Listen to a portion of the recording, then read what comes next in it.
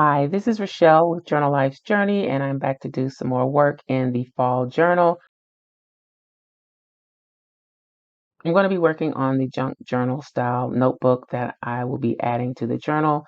And to begin with, I'm adding an expandable pocket to the front cover, and I'm using scrap pieces from the paper pad that I was using to make the pocket. So here I'm just scoring 1/2 inch on 3 sides, and I'm mitering out the corners to reduce bulk. And then I'm going to go ahead and fold those 1/2 inch flaps over. Since I'm using scraps, I'm doing this a bit of a different way. I'm trying to make what I have work.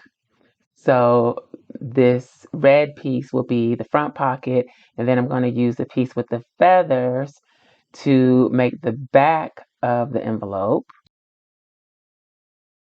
And I'm going to go ahead and trim that down.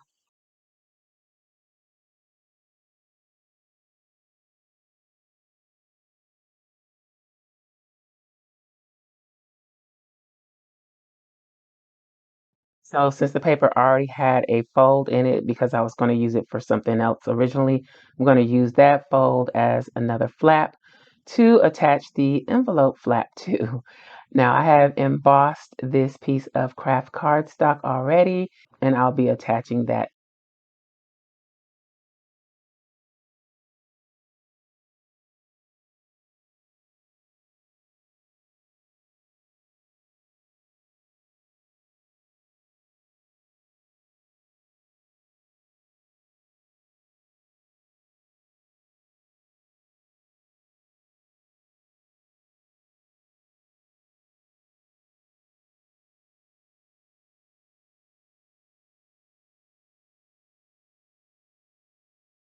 And here I'm measuring another scrap to make the expandable hinges or gussets for the pocket envelope. It's really a pocket, but I'm putting it together like an envelope. So I trim those pieces down and I'm going to score those.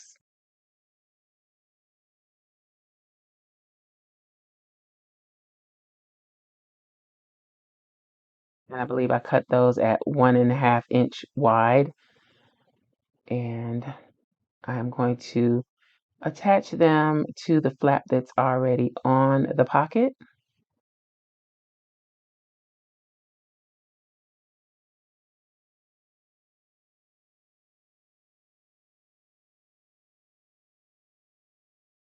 Also, since I did cut them at 1.5 inches wide, I scored them at 1/2 inch intervals.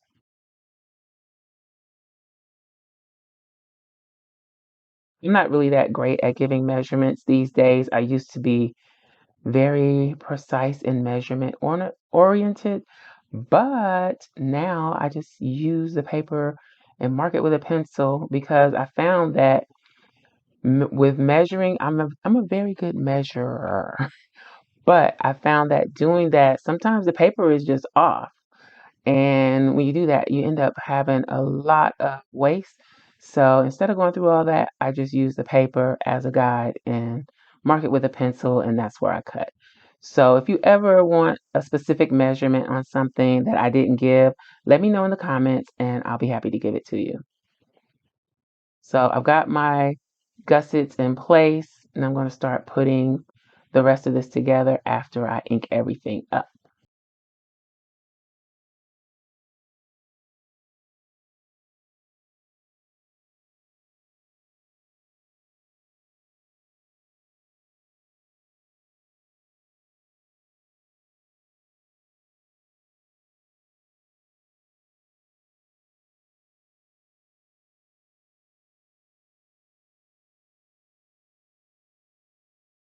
And I'm actually going to treat this flap similar to something I did in another video. I'll link to it in the iCard up above. It kind of gives a leathery look.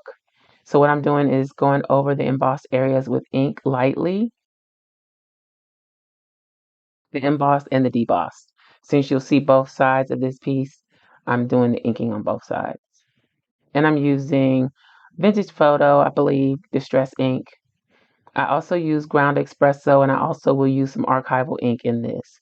So here I'm taking the matte Mod Podge and covering the entire piece.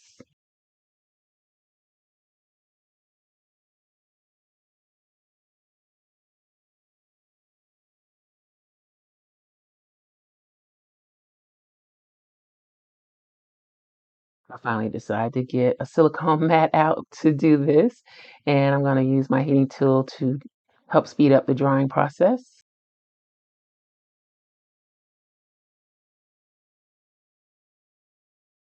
And here I'm adding Mod Podge to the other side as well.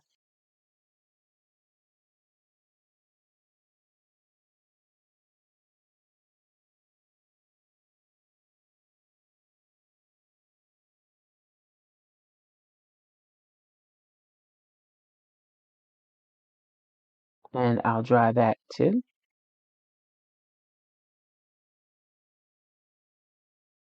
You may have noticed I do a lot of dry fitting because I want to make sure everything is going to fit well, and I just kind of want to get a feel for how things will look.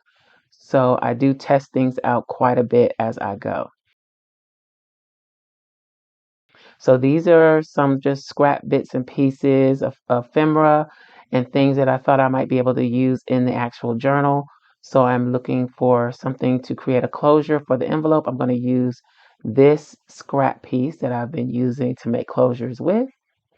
And at first I thought I was going to use an eyelet style closure. So I'm using a hole punch, quarter-inch hole punch, and then a 1-inch hole punch for the outside.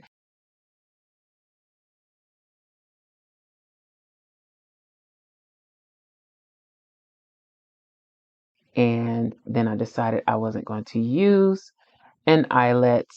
So here I punch out another circle, and then I punch out of a different scrap so that I can layer the two pieces together. I do want the blue to show on the brown. I glue those together, ink them up, and then I'm going to find the center and use my pokey tool to poke a hole in the center of the circle as well as the flank.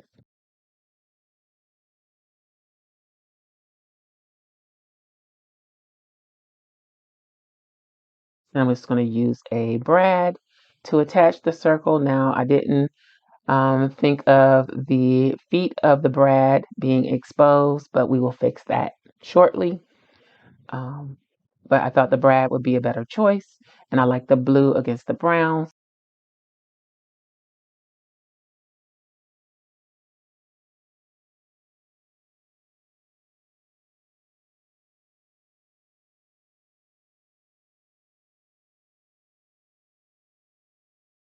I'm attaching the flap to the back of the envelope or pocket.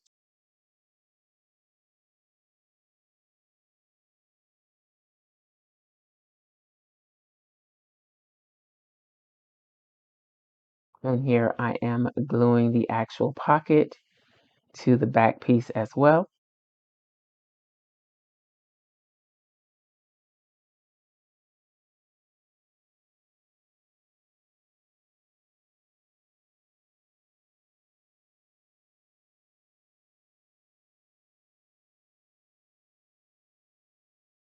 Doing a little more inking. I also decided I didn't like the straight edge on the envelope opening, so I kind of cut like a V shape. It really wasn't what I wanted, but it worked, so I left it. And I'm just inking up again, and then I will be attaching the gussets to the back of the envelope.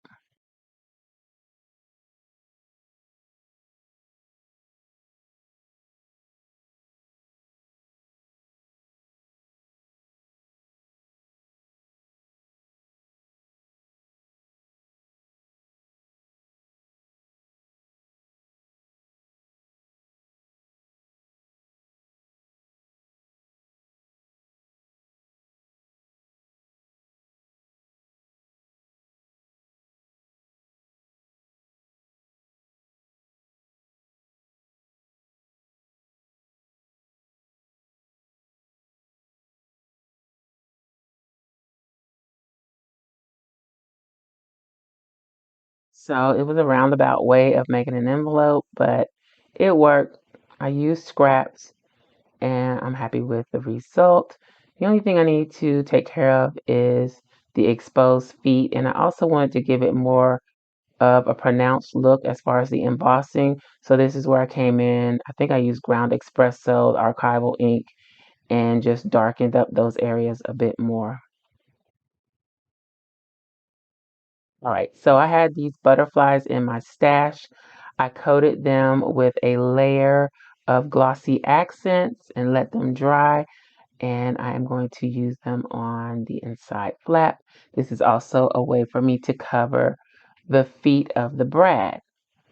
So it adds a little nice design element on the inside of the flap, and it serves a purpose as well. So I'm attaching those with glossy accents. Since they're pretty thick now that I've added that top layer on them, I just want to make sure that they hold up and stay in place. And I'm using a clear acrylic block, stamping block, to make sure that they stay where they are while they dry.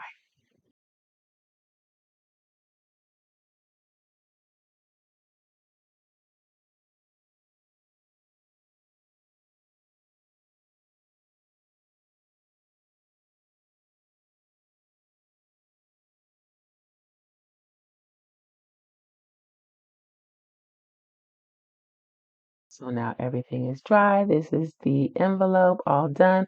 I'm going to attach it to the inside front cover. But before I do, I need to add the closure string. So I'm using this twine. I think I got this ball of twine from the Dollar Tree. It's fairly thick. Um, it's really nice quality.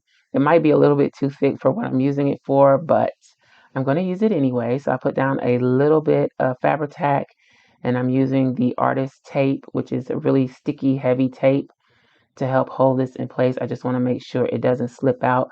And I kind of fold it over on itself, and I may have used an excessive amount of tape.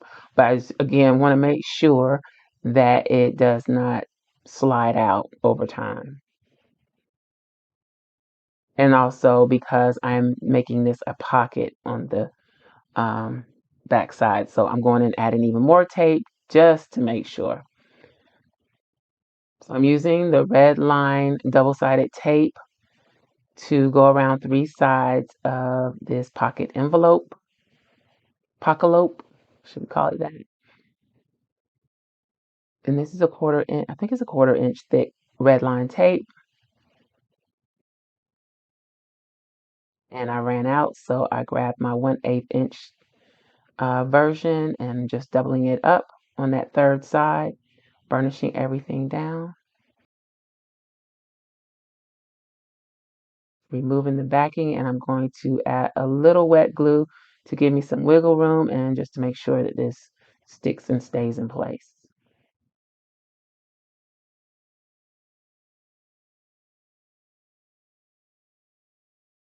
So again, 3 sides only with the adhesive and glue. That way, that side on the left is still open and I can slide things in there.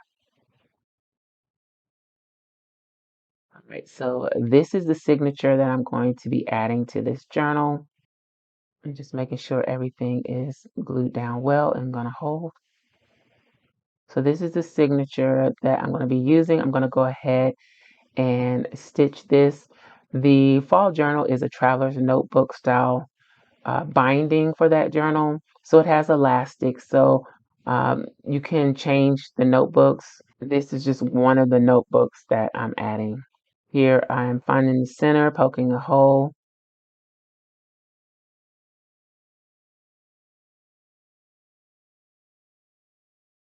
For this binding, I'm doing a 5-hole pamphlet stitch. So I found the center and now I'm just measuring 2 holes on either side of the center hole.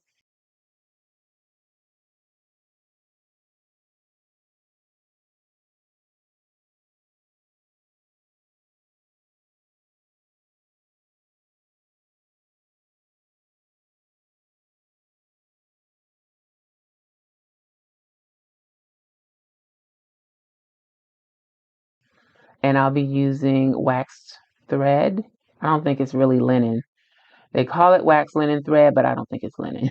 Not anymore. So I measure out 3 lengths of that. Use my needle to start the stitching. Now, this is not my favorite part of making junk journals because I always split the thread. And splitting the thread means when you go back through a hole where there's already a thread, you're supposed to try to avoid putting your needle through that piece of thread. It's really hard unless you make bigger holes, and I don't like to make bigger holes, so I have small holes and I always end up splitting the thread. So right here you see me take the needle off, pull the thread out from splitting the other thread. It's pretty easy in the beginning to fix that, but if you go too far in the process, you'll have to take stitches out, which thankfully, on this one, I didn't have an issue until the very end, so I didn't have to take much out. But here, I'm moving the pages around too much, so I'm having to struggle to get the needle through. Again, if I made bigger holes, I wouldn't have that problem, but I don't like to have big holes. So I struggle with the papers moving around and not getting the needle through and splitting the thread. But I've kind of come up with a way for myself to check the split thread issue. So it's becoming less of a problem. But when you're doing the 5-hole pamphlet stitch, it is a little bit more problematic than the 3-hole for me. And really the only problem is splitting the threads. So here I'm just discovering, uh-oh, you did it again. So I'm figuring out where it happened and I'm just pulling the thread out and I'll run it back through.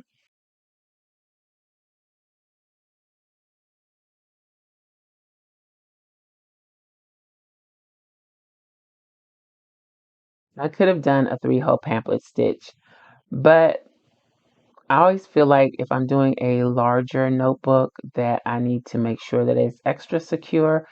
So I do a 5-hole pamphlet stitch. Plus the weight of the front cover also makes me feel like I need to make sure that that's secure as well. Hence the 5-hole pamphlet stitch. So I am adjusting the thread lengths, making sure everything is nice and tight, and then I will tie this off.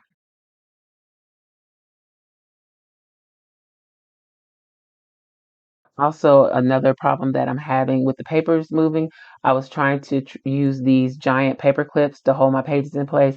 I think using a binder clip works better. I have less paper movement when I use a binder clip.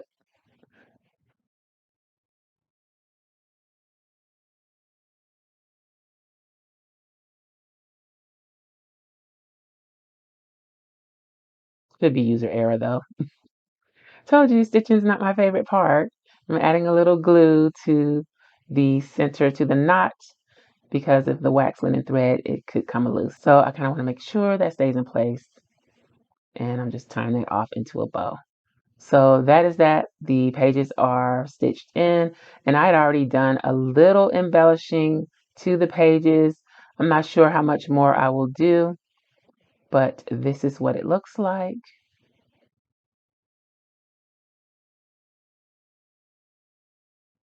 I'm sure I'll add a few more things, maybe a couple more pockets, because I have all of that ephemera and bits and pieces over to the right. So I want to add some of that in here. I'm just going through smoothing down the pages, making sure everything is stitched well.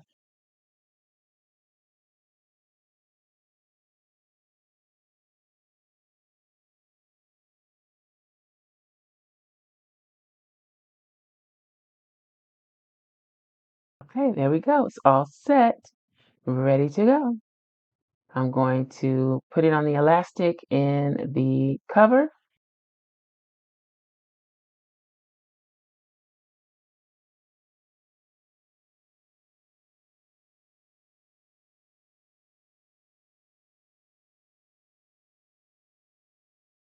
Seeing how everything fits. I think we're pretty full and it's looking pretty good.